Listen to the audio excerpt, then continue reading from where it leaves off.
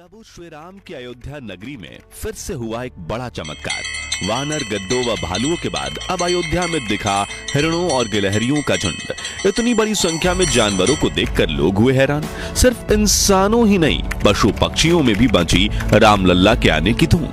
जी हाँ दोस्तों, अयोध्या राम मंदिर में प्राण प्रतिष्ठा से पहले होने वाले चमत्कारों का सिलसिला रुकने का नाम नहीं ले रहा है। एक के बाद एक ऐसे चमत्कार देखने को मिल रहे हैं कि लोग हक्के बक्के रह गए हैं। रामलल्ला के आने की खुशी में लोग तो इस समारोह की तैयारियां कर ही रहे हैं, साथ ही पशु पक्षियों ने भी प्रभु श्री राम का स्वागत करने का पूरा मन बना लिया है। और इससे पता चलता है कि इस उत्सव को खास बनाने में दिव्य शक्तियां भी अपना पूरा योगदान दे रही हैं। जैसा कि आप लोगों ने सुना ही होगा कि अभी कुछ दिनों पहले राम मंदिर के आसपास गिद्धों, वानरों, भालुओं के झुंड देखे गए थे, जिन्हें लोग रामायण का चमत्कार बता रहे थे। इसी सिलसिले में अब राम मंदिर के करीब हिरणों और गिलहरियों का झुंड देखा गया है और लोग इन जानवरों को देखकर पूरी तरह से हैरान हैं, क्योंकि किसी ने सोचा भी नहीं था कि इंसानों के साथ साथ जानवर भी इतनी बड़ी तादाद में रामलल्ला का स्वागत करने के लिए पहुंचेंगे। असल में इन जानवरों का रामायण और प्रभु श्री राम से बहुत गहरा नाता है, क्योंकि रामलल्ला 500 सालों के लंबे इंतजार के बाद अयोध्या लौट रहे हैं, तो ऐसे में उनसे खास ताल्लुक रखने वाले ये जानवर भला उनका स्वागत करने में कैसे पीछे रह सकते हैं। पर सवाल ये उठता है कि इन जानवरों का अयोध्या में दिखना रामायण का चमत्कार क्यों माना जा रहा है। अयोध्या में एक बार फिर से किन नए जानवरों को देखा गया है और इन जानवरों का प्रभु श्री राम से क्या कनेक्शन है, इन सभी चीजों पर आज हम इस वीडियो में चर्चा करने वाले हैं। अगर आप प्रभु श्री राम के सच्चे भक्त हैं तो वीडियो को अंत तक जरूर देखिएगा। ये वीडियो आपकी आस्था को और ज्यादा बढ़ा देगी। और अगर आप चैनल पर नए हैं तो ऐसी इंटरेस्टिंग और नॉलेजेबल वीडियोस के लिए सब्सक्राइब जरूर कर लें।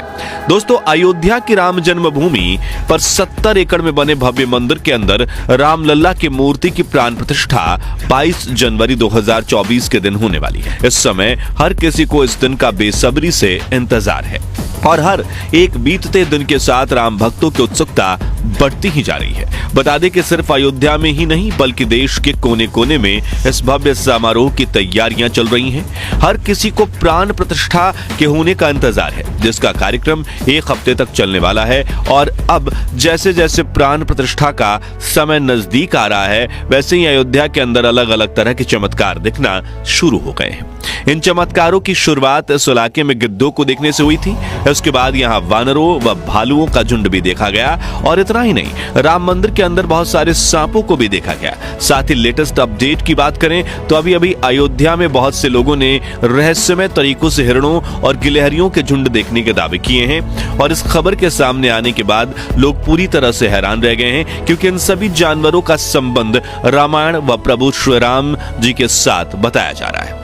वो कैसे, चलिए आपको समझाते हैं। असल में दोस्तों, रामायण काल के दौरान जब रावण ने माता सीता का हरण कर लिया था, तो वो उनको पुष्पक विमान में लेकर अपने साथ लंका जा रहा था। उसी समय जटायु गिद्ध ने मां सीता की जान बचाने के लिए रावण पर हमला कर दिया। हालांकि इस लड़ाई में वो रावण को रोक नहीं पाए और रावण के वार से जख्मी होकर उन्होंने अपने प्राण त्याग दिए थे। यही कारण है कि रामायण और प्रभु श्री राम का गिद्धों के साथ बहुत गहरा संबंध माना जाता है। ऐसे में अयोध्या राम मंदिर के उद्घाटन से पहले अचानक इस इलाके में गिद्धों का दिखना कोई इत्तेफाक नहीं हो सकता। यहाँ के स्थानीय लोगों का कहना है कि इस इलाके में गिद्धों की नस्ल कई दशकों पहले ही विलुप्त हो गई थी, इसलिए राम मंदिर की प्राण प्रतिष्ठा से पहले अचानक 50 से ज्यादा गिद्धों का वापस इस इलाके में दिखना एक बहुत बड़ा चमत्कार माना जा रहा है। और बल्कि स्थानीय लोग तो इन गिद्धों को जटायु का वंशज मानकर इनकी पूजा भी कर रहे हैं। गिद्धों के अलावा इस इलाके में लाल मुंह वाले बंदरों के झुंड को भी देखा गया है। लोगों का कहना है कि ये बंदर यहाँ के नहीं हैं और इन्हें खास तौर से प्राण प्रतिष्ठा होने से पहले इस एरिया में देखा जा रहा है।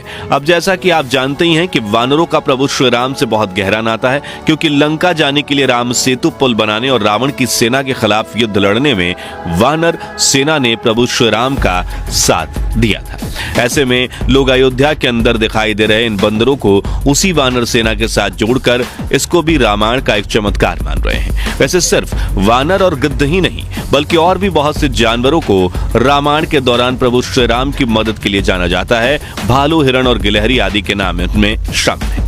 और आप ये जानकर हैरान रह जाएंगे कि अयोध्या के अंदर एक एक करके ये सभी जानवर देखे जा रहे हैं। उदाहरण के लिए अभी कुछ दिनों पहले यहाँ भालुओं का एक झुंड देखा गया था, जिन्हें लोग रामायण के एक बहुत ही महत्वपूर्ण पात्र जामवंत का रूप कह रहे थे। और अब कुछ लोगों ने यहाँ पर हिरणों के रहस्यमय झुंड को देखने का दावा भी किया है। इसके पहले यहाँ लोगों ने सांप के भी झुंड को देखा था जो मंदिर परिसर में देखे गए थे, जिन्हें लोग वासुकी और तक्षक नाग का रूप मान रहे हैं, क्योंकि इन सांपों को पकड़कर कई बार जंगल में छोड़ा जा चुका है, लेकिन ये हर बार वापस राम मंदिर में ही आ जाते हैं। लोगों का मानना है कि ये सांप अपने भाइयों राम और लक्ष्मण से मिलने आए हैं, क्योंकि लक्ष्मण को अनंत शेष नाग का रूप माना जाता है, जो वासुकी और तक्षक नागों के भाई हैं। लोगों का ऐसा मानना है कि ये सभी पशु पक्षी प्रभु श्री राम का स्वागत करने के लिए आ रहे हैं, क्योंकि राम लल्ला थोड़े बहुत नहीं बल्कि पूरे 500 सालों के इंतजार के बाद अयोध्या लौटे हैं। यही कारण है कि राम जी के अयोध्या लौटने को लेकर पूरे देश में उत्साह देखने को मिल रहा है, और सिर्फ ये पशु पक्षी ही नहीं बल्कि भारत के लोग भी अपने रामलल्ला के स्वागत की तैयारियों में महीनों से जुटे हुए हैं। किसी ने प्रण लिया है कि वो हजारों किलोमीटर का सफर पैदल तय करके रामलल्ला के दर्शन करने अयोध्या पहुंचेगा, तो किसी ने प्रभु श्री राम के लिए लाखों करोड़ों का दान देने की बात कही है। बता दें कि राम जी के ससुराल जनकपुर से लोग बड़ी संख्या में उपहार लेकर रामलल्ला के स्वागत के लिए अयोध्या पहुंच रहे हैं। हर एक इंसान अपनी अपनी हैसियत के हिसाब से प्रभु श्री राम के लिए कुछ ना कुछ लेकर जा रहा है। बड़ोदरा की बात करें तो वहां से राम मंदिर के लिए 180 फीट लंबी अगरबत्ती भेजी गई है। यह अगरबत्ती सिर्फ मंदिर ही नहीं बल्कि इसके आसपास कई किलोमीटर के एरिया में भी सुगंध फैलाएगी। इसके अलावा अयोध्या राम मंदिर की पहली आरती राजस्थान के जोधपुर से भेजे गए घी से की जाएगी, और इसके लिए जोधपुर से 650 किलो शुद्ध देसी घी अयोध्या के लिए रवाना किया जा चुका है। सबसे खास बात यह है कि इस घी को बस, ट्रेन या कार प्लेन से अयोध्या नहीं भेजा जा रहा है, बल्कि इसके लिए पारंपरिक रूप से इस्तेमाल किए जाने वाले रथ का इस्तेमाल किया जा रहा है। इतना ही नहीं, फर्रुखाबाद के रहने वाले राम भक्तों ने राम मंदिर के लिए 8 कुंतल का घंटा भेजा है, और इसके बारे में ऐसा बताया जा रहा है कि यह भारत में अब तक का बना सबसे बड़ा घंटा है। साथ ही जब यह घंटा राम मंदिर में बजेगा तो इसकी आवाज 20 से 25 किलोमीटर दूर तक सुनाई देगी। दोस्तों, 22 जनवरी का यह दिन भारत के इतिहास में बहुत ही खास होने वाला है, क्योंकि इस समारोह में देश और दुनिया की बहुत बड़ी हस्तियां शिरकत करने वाली हैं। राम मंदिर के इस उद्घाटन समारोह में देश के प्रधानमंत्री नरेंद्र मोदी, यूपी के सीएम योगी आदित्यनाथ और गृह मंत्री अमित शाह का नाम पहले ही सामने आ चुका है, और पीएम मोदी खुद अपने हाथों से मंदिर का उद्घाटन करेंगे।